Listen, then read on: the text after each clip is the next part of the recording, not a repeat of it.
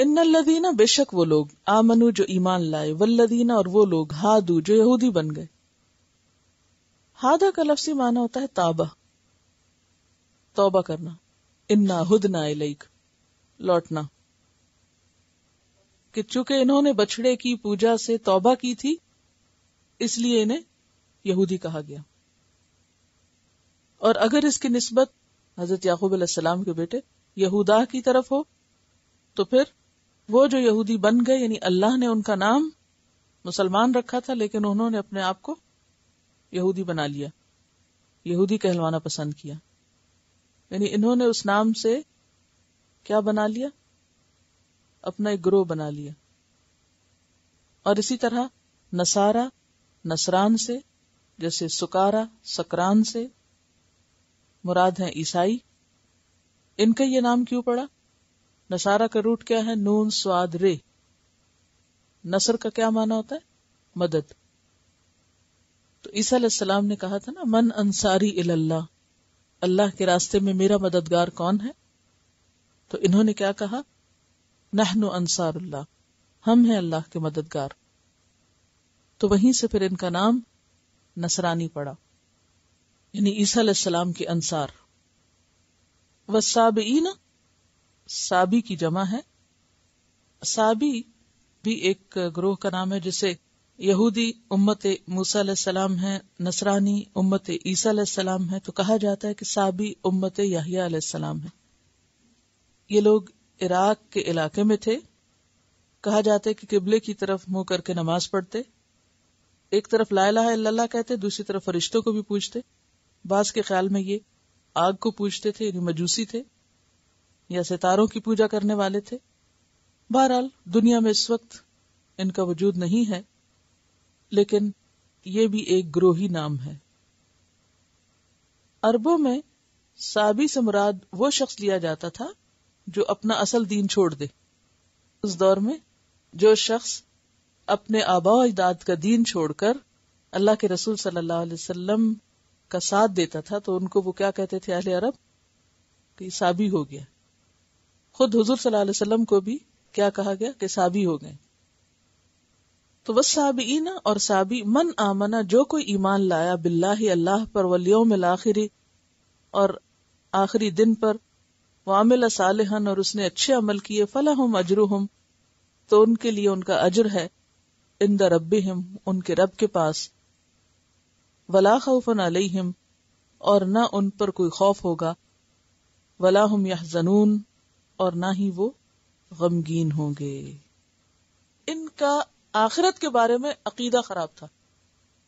یہ کہتے تھے چونکہ ہم یہودی ہیں اس لیے ہم تو جنت میں جائیں گے ہی جائیں گے، جنت میں جانے سے ہمیں کوئی چیز نہیں روک سکتی کیونکہ ہم یہودی نسل میں پیدا ہوئے ہیں. عیسائی کیا کہتے تھے؟ آگے آپ پڑھیں گے تفصیل سے. وقالت النصارى ليست اليهود على شيء وقالت اليهود ليست النصارى على شيء. ہر ایک کہتا تھا جس گروہ میں میں ہوں بس وہ جنتی گروہ ہے، ہم ہدایت پر ہیں، ہم حق پر ہیں، باقی سب جہنم والے ہیں، ہم جنت والے ہیں. اللہ تعالیٰ نے ان کی غلط فہمی دور کر دی. کیا فرمایا؟ ان الذین آمنوا والذین ہادوا والنصارى والصابئین من آمن باللہ والیوم الآخر وعمل صالحا فلہم اجرہم عند ربہم ولا خوف علیہم ولا ہم یحزنون. کہ جو لوگ ایمان لائے اور جو یہودی بنے اور جو نصارہ بنے اور جو صابی بنے، بات یہ کہ جو اللہ اور یوم آخرت پر ایمان لائے گا اور نیک کام کرے گا ان کے لیے ان کے رب کے پاس اجر ہے. اجر اس بنیاد پر نہیں کہ آپ ایک خاص گروہ سے تعلق رکھتے ہیں. خوف اور غم سے کون نجات پائے گا؟ جو ایمان لا کر نیک عمل کرے. اب یہاں آپ دیکھیے مسلمانوں کی غلط فہمی بھی دور کر دی گئی. سارے گروہوں کے ساتھ ان کو بھی بحیثیت ایک گروہ کے یہاں لایا گیا. ان الذین آمنوا سے مراد کون ہے؟ مسلمان. ہادو سے مراد کون ہے؟ یہود. نصارہ عیسائی.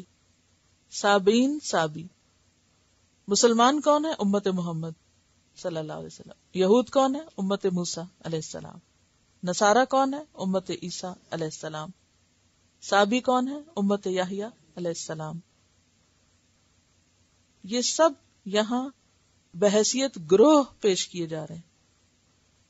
یہ سب گروہ ہیں، اور باقی گروہوں کے ساتھ امت مسلمہ کو بھی بحیثیت گروہ کے دکھا دیا گیا. یہ صابی، یہ نصارہ، یہ یہود، یہ مسلمان،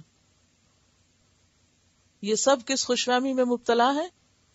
ہم جنتی ہیں. لیکن سب کی غلط فہمی دور کر دی گئی کہ کسی کی نجات کسی خاص گروہ میں ہونے کی وجہ سے نہیں ہوگی. نجات کا انحصار کسی خاص گروہ میں سے ہونا نہیں، بلکہ نجات کا انحصار ایمان کے ساتھ عمل صالح پر ہے. خالی ان الذین آمنوا کافی نہیں، کیونکہ اوپر دیکھیں نا آپ، اوپر کیا کہا گیا؟ ان الذین آمنوا. تو اس کی غلط فہمی کہاں سے دور کر دی گئی؟ من آمن باللہ والیوم الآخر وعمل صالحا. صرف آمنو کافی نہیں، کیا ضروری ہے؟ عمل صالح ضروری ہے. اب آپ دیکھیے کہ صحابہ کا ایمان ان سے عمل صالح کرواتا ہے، اور ہمارا ایمان نسلی ایمان ہے. ان کا ایمان شعوری ایمان تھا، ہمارا ایمان بس نسلی گروہی ایمان ہے کہ ہم ایک گروہ میں پیدا ہو گئے اور بس، خود کچھ بھی کوشش نہیں. تو پھر بشارت کس کے لیے ہے؟ جو ایمان لا کر نیک عمل کرے. اور اس کے بعد آپ دیکھیں کہ خود مسلمانوں کے اندر پھر جو گروہ بندیاں ہوئی، ہر گروہ کیا سمجھتا ہے؟ دوسرے سب گمراہ ہیں، ہم بہتر، صرف ہم جنت میں جائیں گے، صرف ہم حق پر. کوئی معیار نہیں کہ حق پر ہونے کا مطلب کیا ہے. قرآن آپ کو بتائے گا، بہت واضح، ایک ایک چیز واضح کرے گا. دیکھیں گے آپ کہ کیا خواہشات پیچھے، کیا مقاصد ہوتے ہیں، کیا اغراض ہوتی ہیں. اور سب چیزیں تو بدل الذین سے نکلتی ہیں نا. معنی بدل دینا، تعویلیں کر لینا، وہ دور پار کی باتیں جا نکالنا، اور جیسے کہا گیا ویسے نہ کرنا. بما عصوا، مرضی نہیں کام کرنے کی، خود نہیں بدلنا، دین بدل دو. تعویلیں کر لو، اس میں من مانے مطلب نکال لو، تو اس سے آپ پھر جو چاہیں کریں. تو بہرحال کہا کیا جا رہا ہے کہ نجات صرف کسی خاص امت میں سے ہونے پر نہیں منحصر، بلکہ نجات کے لیے خود کام کرنا، عمل اور کردار کا ہونا ضروری ہے. عمل سے زندگی بنتی ہے، جنت بھی جہنم بھی. یہ خاکی اپنی فطرت میں نہ نوری ہے نہ ناری ہے کہ آپ یہ کہیں کہ ہم فلاں گروہ سے ہیں اس لیے ہم نوری ہیں، اور جو دوسرے گروہ سے ہیں وہ ناری ہیں. تو یہ تمہاری غلط فہمی ہے. اصل چیز ہے کہ تم عمل کیا کرتے ہو اور اللہ کی رضامندی کے کتنے کام کرتے ہو. کیونکہ ان الدین عند اللہ الاسلام، دین اللہ کے نزدیک اصل میں اسلام ہے. وَمَن يَبْتَغِ غَيْرَ الْإِسْلَامِ دِينًا فَلَن يُقْبَلَ مِنْهُ. جو اس دین کے علاوہ، اسلام کے علاوہ کچھ اور چاہے گا وہ اس سے قبول نہ کیا جائے گا. وَهُوَ فِي الْآخِرَةِ مِنَ الْخَاسِرِينَ، آخرت میں خسارہ پانے والوں میں شامل ہوگا. تو اس آیت کا سمپل مطلب کیا ہے؟ کہ نجات کے لیے عمل کی ضرورت ہے، کردار کی ضرورت ہے، کچھ کرنے کی ضرورت ہے. بے عمل لوگوں کو ہاتھ کچھ نہیں آ سکتا، کچھ کیے بغیر آپ کچھ نہیں پا سکتے. اس چیز پر ایمان لانے کی ضرورت ہے. اتنی زبردست خرابیاں جو ان میں آ گئی، تو اس کی بنیادی وجہ کیا ہے؟ ان کے عقیدے کی خرابی ہے. اور عقیدے کی خرابی کیا ہے؟ کہ ہم چونکہ فلاں گروہ سے تعلق رکھتے ہیں اس لیے ہم جنت میں جائیں گے. آج ہم مسلمان کیا سمجھتے ہیں؟ اپنے حالات پہ ہم سب خود غور کریں. ہم کیا سمجھتے ہیں؟ ہم جو چاہیں غلط کام کریں، چونکہ ہم لا الہ الا اللہ پڑھتے ہیں، ہمارا نام مسلمان ہے، ہم مسلمان گروہ سے تعلق رکھتے ہیں، آپ کی امت ہے، اس لیے جنت ہمارا گھر ہے۔ عمل صالح کی طرف توجہ نہیں، عمل صالح کا شوق نہیں۔ کیوں نہیں؟ صحابہ کرام کے ایمان کو دیکھیے، ان کی زندگیوں کو دیکھیے، کتنی بامقصد زندگیاں تھیں، ان کے طریقوں کو دیکھیے، اور آج ہم اپنے طریقوں کو دیکھ سکتے ہیں۔ کیا مماثلت ہے؟ فرق کیوں ہے؟ کسی نے سوال کیا ہے کہ اللہ تعالیٰ نے بنی اسرائیل کو کیوں فضیلت دی اس وقت کی تمام قوموں پر، حالانکہ ان کی قوم کے اہل ایمان بھی نبی سے حجت کرتے۔ اللہ تعالیٰ ناانصافی کرنے والا نہیں ہے، اس فیصلے کی حکمت معلوم کرنا ہے۔ بات یہ ہے کہ کوئی بھی قوم ابتدا میں ایسی نہیں ہوتی۔ بنی اسرائیل بھی ابتدا میں ایسے نہیں تھے، یعنی بالکل آغاز میں۔ وقت کے گزرنے کے ساتھ ساتھ ان کی یہ حالت ہوئی۔ آج اگر امت مسلمہ کو یہ کہا جائے کہ یہ خیر امتن ہے اور اس لیے دنیا میں بھیجی گئی ہے، تو کوئی یہ اعتراض کر سکتا ہے کہ مسلمانوں کے اندر تو اتنا بگاڑ ہے، اتنے خراب لوگ ہیں، تو یہ کیوں بہترین امت ہے؟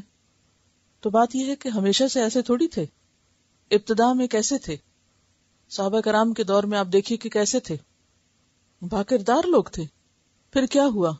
فطال علیہم الامد فقست قلوبہم، لمبی مدت گزر گئی، لوگوں کا ایمان شعوری ایمان نہ رہا، روایتی بن گیا، رواجی بن گیا، نسلی بن گیا۔ ہم آج کس اسلام پر ہیں؟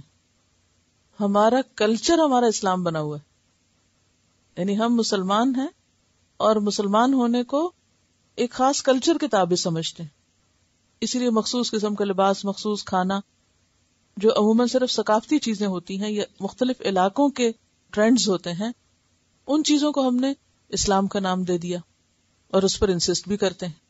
بہت سے لوگ جو ایسے ملکوں میں رہتے ہیں جہاں مسلمان مائنورٹیز ہیں، وہ وہاں سے مائگریٹ کر کے واپس جاتے ہیں کسی مسلمان ملک، یا وہاں جا کر رہتے ہیں کیا سوچ کے جاتے ہیں جی وہ اسلامی ماحول ہے وہاں، پھر تھوڑے دن کے بعد واپس آ جاتے ہیں۔ کیا کہتے ہیں وہاں تو اس سے بھی حال خراب ہے، کوئی اسلام نہیں ہے۔ تو بات یہ ہے کہ اسلام تو انسان کے اپنے دل میں ہوتا ہے، اپنے کردار میں ہوتا ہے، اپنے عمل میں ہوتا ہے، صرف کسی ایک خاص زمین یا کسی خاص گروہ یا خاص لوگوں سے جا کے ملنے کا نام نہیں ہے، جب تک کہ ان کے اندر بھی ایمان نہ ہو، وہاں بھی دین نہ ہو۔ تو ابتدا میں بنی اسرائیل جو تھی یہ پیغمبروں کی اولاد تھی۔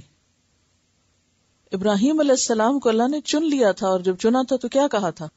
اذ ابتلی ابراہیم ربہ بکلمات فاتمہن، جب تیرے رب نے ابراہیم علیہ السلام کو چند کلمات سے آزما لیا تھا، ان کی آزمائش کی تھی، تو وہ ساری آزمائشوں پہ پورے اترے تھے۔ قال انی جاعلک للناس اماما، تو اللہ تعالیٰ نے کیا فرمایا؟ میں تجھے سارے لوگوں کا امام بنانے والا ہوں۔ اور آج دیکھیے کہ مسلمان ہوں، یہودی ہوں، عیسائی ہوں، سب ان کو امام مانتے ہیں۔ قال ومن ذریتی، انسان کو جب کوئی نعمت ملتی تو فوراً اولاد یاد آتی، کہا میرے بچوں کا کیا ہوگا، وہ بھی امام ہوگی۔ تو اللہ تعالیٰ نے فرمایا قال لا ینال عہد الظالمین، میرا وعدہ ظالموں کے لیے نہیں ہے۔ آپ کی نسل میں سے جو لوگ نیک ہوں گے ان کو اللہ چن لے گا، لیکن جو ظالم ہوں گے ان کے لیے یہ میرا وعدہ نہیں ہے۔ اب ابراہیم علیہ السلام کے دو بیٹے ہیں، ایک ہیں اسماعیل علیہ السلام اور دوسرے ہیں اسحاق علیہ السلام۔ اسماعیل علیہ السلام اپنی والدہ کے ساتھ کہاں چلے جاتے ہیں؟ مکہ میں، وہیں ان کی نسل پیدا ہوتی ہے، اور پھر ان کے اندر بھی شروع میں اچھے لوگ تھے، پھر آہستہ آہستہ کتنا بگاڑ آ گیا۔ جب نبی صلی اللہ علیہ وسلم تشریف لائے تو یہ کس کی اولاد تھی؟ ابراہیم علیہ السلام کی اولاد تھی، لیکن دین سے انتہائی دور، اور اس کے باوجود وہ کیا سمجھتے تھے کہ ہم سب سے زیادہ اچھے ہیں۔ ان کو بھی یہ غلط فہمی تھی اس وقت بھی۔ پھر اس کے بعد دوسری طرف اسحاق علیہ السلام، ان کی اولاد میں سے یعقوب علیہ السلام، ان کی اولاد میں سے یوسف علیہ السلام، اور پھر یوسف علیہ السلام کے دور میں ان کو عروج بھی ملا، اور بہت اچھی عزت کی حالت میں کافی عرصے تک مصر میں رہے. پھر وقت گزرنے کے ساتھ ساتھ ان کے اندر خرابیاں آتی گئی. یہ اپنے اصل مقصد کو بھول گئے کہ یہ پیغمبر کی اولاد ہیں، انہیں اللہ نے کس کام کے لیے بھیجا. دنیا کے پیچھے لگ گئے. اللہ نے ان پر ذلت و پستی مسلط کی. فرعون نے ان کو غلام بنا لیا، اور جب یہ غلام بنے تو اس کے بعد پھر عرصے تک ان کی حالت دیکھنے کے لائق تھی. پھر اللہ نے ان کو اٹھایا موسیٰ علیہ السلام کے ذریعے، پھر ان کے دشمن سے نجات دی اور ان کو لا بسایا اس ملک میں، یعنی فلسطین ان کو واپس ملا. اب آپ دیکھیے کہ یہاں کیا ہوتا ہے. تو اب یہاں یہ جو آیت ہے وَضُرِبَتْ عَلَيْهِمُ الذِّلَّةُ وَالْمَسْكَنَةُ، تو یہ ذلت و مسکنت ان پر کیوں آ پڑی؟ اس کی وجہ قرآن میں لکھی ہوئی ہے کہ اللہ کی آیات کا انکار. اللہ کی آیات سے مراد اللہ کے احکام ہیں، اللہ تعالیٰ کے حکموں کا انکار، اللہ کی بات نہیں ماننی، نبیوں کو ناحق قتل کرنا اور نافرمانی میں حد سے بڑھ جانا. یہ ان کے کرتوت تھے جس کی وجہ سے اللہ تعالیٰ ان سے ناراض ہوا. تو یہ جو ان کا سوال ہے کہ یہ خراب تھے تو اس لیے ان کو کیوں چنا گیا، تو یہ شروع میں ایسے نہیں تھے، یہ خرابیاں بعد میں آئیں. میرا سوال یہ تھا کہ اللہ کا کیا قانون سمجھ میں آتا ہے یہ ساری باتیں پڑھ کر، کیونکہ ایک طرف قرآن نے ایک بات کرتا ہے، دوسری طرف تاریخ اس کی گواہی دیتی ہے. تو ایسا کیوں؟ ہمارے لیے اس میں سبق ہے. عام طور پر ہم جب نیشنز کی رائز اینڈ فال کی بات کرتے ہیں تو اس کے پیچھے ہم سوچتے ہیں کہ اکنامک ریزنز ہیں یا اور مادی وجوہات ہیں، لیکن اگر دیکھا جائے تو قرآن یہ بتاتا ہے کہ اصل میں تو قوموں کے اندر کا اخلاقی بگاڑ ہے جو ان کو نیچے گراتا ہے. اور خاص طور پر بنی اسرائیل کے آئینے میں ہم اپنے آپ کو دیکھ سکتے ہیں. مسلمانوں کے اندر بھی زوال اسی وقت ہوا جب ان کی آپس کی لڑائیاں شروع ہوئیں. یعنی آٹومن امپائر کیوں ختم ہوئی تھی؟ عربوں اور ترکوں کی لڑائی. اسپین میں زوال کیوں ہوا؟ بغداد میں زوال کیوں ہوا؟ باہمی اختلاف اور جنگیں، آپس کی زدم زدہ بازی. اور ان کے اندر بھی آپ دیکھیں کہ بالکل شروع میں ابتدا کہاں سے ہوئی تھی. حضرت سلیمان کے زمانے میں یہ بہت طاقتور قوم تھی. آپس کا اختلاف، انہوں نے اپنی ریاست کو 2 حصوں میں کر لیا. اقتدار کی ہوس، کرسی کی ہوس، اور پھر اس کے بعد وہ آگے بڑھتے بڑھتے کہاں تک جا معاملہ پہنچا. اور یہ سب کیوں پیدا ہوتا ہے انسان کے اندر؟ یہ اختلافات کہاں سے جنم لیتے ہیں؟ اس کے پیچھے کیا وجہ ہوتی ہے؟ اپنی انا کے لیے، اپنی ذات کے لیے کام کرنا، خواہ وہ دین کا ہو یا دنیا کا ہو. خود پسندی، خود کو بڑا منوانا اور خود کو بڑا سمجھ کر بہت خوش ہونا. ہر اس بات میں خوش ہونا جس میں نفس کی بڑائی ہو، اور جہاں کہیں چھوٹا ہونا پڑے وہاں سب کام چھوڑ دینا. جب اختلاف رائے برداشت نہیں ہوتا پھر برداشت بھی ختم ہوتی چلی جاتی ہے. پھر وہ جو اعلیٰ انسانی کردار اور ایک اصول ہوتے ہیں وہ ختم ہو کے رہ جاتے ہیں. انسان اپنی خواہشات کے پیچھے چل پڑتا ہے. اور دوسری بڑی وجہ یہی خواہشات کے پیچھے چلنا ہے. جیسے آپ دیکھیں کہ ان کو اللہ نے کس کام کے لیے چنا، یہ کہنے لگے ہمیں تو کھانے چاہیے طرح طرح. حق کا انکار کرنا، یہاں سے یہ بھی پتہ چلتا ہے. بما اسو، نافرمانی، اور نافرمانی میں وکانو یا تدون، حد سے بڑھ جانا. اللہ کے نبیوں کو قتل کر دینا، جو بندہ صحیح راستہ بتایا اس کے پیچھے پڑ جانا، اس کی مخالفت شروع کر دینا. یعنی ان کے عقائد کا بگاڑ بنیادی خرابی بنا کہ اس کی وجہ سے باقی خرابیاں جنم لی. اب آپ دیکھیں کہ جب تک یہ اپنی منمانیاں کرتے رہے تو زوال رہا، لیکن جب اس سے اوپر اٹھ کر لوگوں سے تعلقات درست کیے، اور لوگوں سے تعلق درست کب ہوتے ہیں؟ اچھے تعلقات کب ہو سکتے ہیں؟ جب خود جھکے. جو خود جھکے اسی کا تعلق دوسرے سے بہتر ہو سکتا ہے. اور جو یہ کہ نہیں میں بڑا ہوں، میری اہمیت زیادہ ہے، تو وہ دوسرے کے ساتھ بنا کے نہیں رکھ سکتا، کیونکہ وہ تو اسی انتظار میں رہے گا نا کہ دوسرا اس کی طرف بڑھے. تو جو چھوٹا بن جائے گا وہ خود آگے بڑھ جائے گا. تو اس میں آپ دیکھیں کہ اگرچہ فرانس نے ان کے داخلے پر کئی دفعہ پابندی لگائی اور ان کو نکال مارا گیا، لیکن پھر بھی انہوں نے اپنے فائدے کے لیے فرسٹ ورلڈ وار میں انہوں نے ان کا ساتھ دیا اور پھر اس طرح اپنے راہیں بنائی، برطانیہ کا ساتھ دیا اور پھر بالآخر اپنا مقصد پورا کروا لیا. اگرچہ مذہبی لڑائیاں بھی تھیں اور دنیاوی اختلافات بھی تھے، لیکن اس کے باوجود بحبل من الناس، لوگوں سے تعلقات، اور پھر اس کے ساتھ ساتھ اپنی اصلاح کی طرف بھی توجہ کی. پورے مڈل ایسٹ میں صرف ایک ہی یونیورسٹی ایسی ہے جس میں سب سے زیادہ سائنٹسٹ ہیں، جس میں سب سے بڑی لائبریری ہے، جس میں سب سے زیادہ طالب علم ہیں اور جس میں ہائیلی ایجوکیٹڈ استاد ہیں. ویسٹرن یونیورسٹیز کے سٹینڈرڈ پر صرف ایک یونیورسٹی ہے مڈل ایسٹ میں، اور وہ یہی ہیبرو یونیورسٹی. دیوانوں کی طرح لوگ کام کرتے ہیں، دن رات ایک کر کے، سنڈے کو بھی چھٹی نہیں کرتے. ہم پڑھنے کو تیار نہیں، ہم 4 دن پڑھ کے بھی احسان جتاتے ہیں، کیونکہ ہمیں کھانے پکانے ہیں بہت سارے، ہمیں اور بہت سارے ایسے کام کرنے ہیں، ہمیں دعوتیں اڑانی ہیں، ہمیں ادھر ادھر جانا ہے اور بہت کچھ کرنے کو ہے. ٹھیک ہے، وہ سب چیزیں زندگی کا حصہ ہے، مگر وہ پرائرٹی نہیں ہے ہماری. اس کا مطلب نہیں کہ مل کے بیٹھے نہیں، اکٹھے نہیں ہو، لیکن مقصد کو پیچھے چھوڑ کے ان چیزوں کو اہمیت نہ دیں. آج واضح فرق ہے، اسی لیے تو آپ دیکھیں کہ اتنی چھوٹی سی سلطنت پورے دشمنوں کے بیچ میں سروائیو کر رہی. دیکھیں نا سائز کتنا ہے اس کا، اور اس کے ارد گرد لاکھوں اور کروڑوں مسلمان. اس لیے کہ علم کی طاقت ہے، محنت ہے، لوگوں کے ساتھ مضبوط تعلقات ہیں، سپر پاورز کے ساتھ بنا کے رکھی ہوئی ہے، جی رہے ہیں، سروائیو کر رہے ہیں. آپس میں بھی اتفاق ہے، دنیا بھر سے یہود ایک جگہ اکٹھے ہوئے ہیں، ہر رنگ اور ہر نسل کے لوگ اکٹھے ہیں وہاں. یہ بتا رہی کہ ان کے بیٹے کی ایک یہودی سے بات ہوئی اور اس نے پوچھا کہ تم اپنی کتاب کس طرح پڑھتے، تو اس نے کہا کہ اسے پڑھنے میں 15 سال لگتے ہیں اور ہم ایک دن بھی چھٹی نہیں کرتے اس کے لیے. ایک پیج اس کا پڑھتے ہیں. وہ صحابہ کرام 7 سال میں سورۃ البقرہ ختم کرتے تھے، اور پھر یہ ہے کہ وہ پورا کر کے پھر دوبارہ اس نے نام لکھوا لیا کہ another 15 years. یعنی لائف ٹائم کام ہے، یہ تھوڑی ہے کہ ایک سال میں پڑھ کے ختم. اور یہ تو اللہ کا وعدہ ہے کہ جو بھی محنت کرے گا، من جدہ وجدہ، جو محنت کرے گا وہ پا لے گا. اس سے کوئی فرق نہیں پڑتا کہ کوئی کافر ہے یا مسلمان ہے، کسی کا عقیدہ صحیح ہے یا غلط ہے. یہ مقصد کی بات ہے نا، بامقصد زندگی. انہوں نے اپنی اسٹیٹ کو بچانا ہے، اپنے ریلیجن، اپنی آئیڈینٹی کو بچانا ہے، کیونکہ انہیں یہ ڈر پڑ گیا تھا یا تو ہم تو ختم ہو جائیں گے بالکل. دیکھیے، یہ نہیں کہا گیا کہ دنیا میں صرف وہ ترقی کرے گا جو اس اور اس چیز پر ایمان لائے گا. اس طرح تو بہت سے لوگ اللہ کو بھی نہیں مانتے لیکن اپنے اصولوں کو مانتے ہیں. جو محنت کے لیے ضروری چیزیں ہیں ان پر وہ کاربند ہیں. تو اللہ تعالیٰ رب العالمین ہے، رب المسلمین نہیں ہے.